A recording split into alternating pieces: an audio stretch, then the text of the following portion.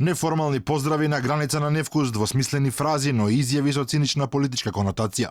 Балканските лидери на средбата во Сараево разговараа за сериозни теми, но неформалните билатерални и трилатерални разговори ги зачинија со необични перформанси. Председателот од Пендаровски пред заедничката пресконференција му пренесе на бугарскиот премиер Бојко Борисов поздрави од Зоран Заев, при што не толку дипломатски му се обрати со зборот љубави. Стига да не Љубави, како си? Много добре.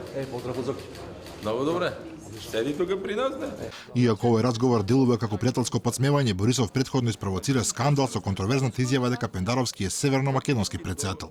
Всушност рече македонски председател, а потоа се премисли и ја употреби неправилната формулација.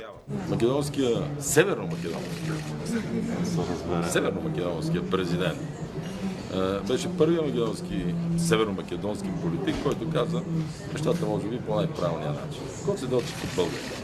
Нова реагираше премиерот Заев, кој најави дека ќе испрати нота во Бугарија за повеќе да не се повторуваат вакви грешки. Но сепак со оградување дека и кај нас во земјава се прават исти такви, па дури од страна на стручни лица. Па затоа верува дека и Борисов ненамерно направил грешка. Иако е очигледно дека бугарскиот премиер два пати вели македонски, а потоа го пременува Пендаровски во северно-македонски председател. Инаку самитот во Сараево беше проследен и со други контроверзии. Борисов бараше извинување од српскиот министер за надворешни работи Ивица Дачич затоа што го повикал бугарскиот амбасадор да му каже дека однесувањето на Борис е неприфатливо. Јавните препреки речиси предизвикаа заладување на односите меѓу Србија и Бугарија, а потоа во обид да смири топката, Борисов се пошегува со српската премиерка Брнабич дека не сака да се караат. Но со оглед дека зборот карање на српски има сосема поинаква конотација, Брнабич се најде во небрано. Зашто се карам со србите? Карам ли сега со вас? Не.